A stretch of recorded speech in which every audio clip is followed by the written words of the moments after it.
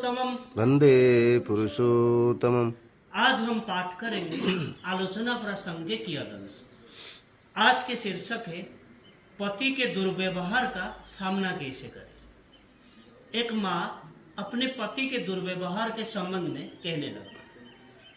श्री श्री ठाकुर ने मधुर मुस्कुराहट से कहा, उसका स्वभाव तो जानती हो, वह क्रोधी होने पर भी अच्छा व्यक्ति है। वो तुम्हें प्यार भी खूब करता है। यदि तुम 3 दिनों के लिए भी कहीं जाते हो तो तुम्हारे बिना उसे अच्छा भी नहीं लगता है। जब क्रोध करे तो उस समय तुम मुंह से चू शब्द भी नहीं निकालो। यदि तुम पर क्रोध करके अपना गुस्सा मिटाकर वो शांति पाता है तो हर्ज क्या है। यदि मनुष्य के सारे दोष गुण पर विचार करके प्रेम करो, सहानुभूति के साथ सब कुछ सहन वहन करती जाओ, उसका मिजाज समझ बूझ कर यदि चलो तो देखोगी तुम्हारे प्रेम के बदौलत ही धीरे धीरे वो सुधर भी जा सकता है। अपने लड़के के भविष्य पर नजर रखते हुए भी तुम्हें बहुत कुछ होशियार होकर चलना होगा। यदि वो तुम लोगों को आपस में झगड़ा करते देखेंगे तो उसके हित में बड़ा बुरा होगा।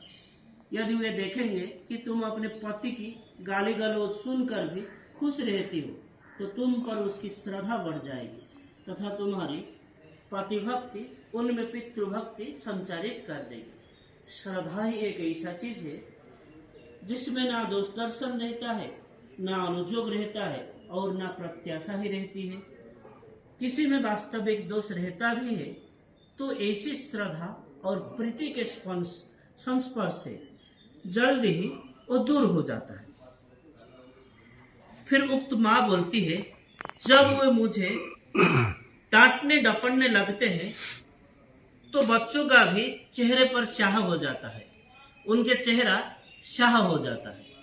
शिष्य ठाकुर बोले, तुम्हारी चेहरा स्याह हो जाता है इसीलिए उनका भी चेहरा स्याह हो जाता है। पर यह ठीक है कि बच्चों के सामने उसे ऐसा व्यवहार नहीं करना ही अच्छा है। ऐसा करने से उनके समय लड़के को अपने पिता के प्रति विद्वेष भाव जाग उठता है।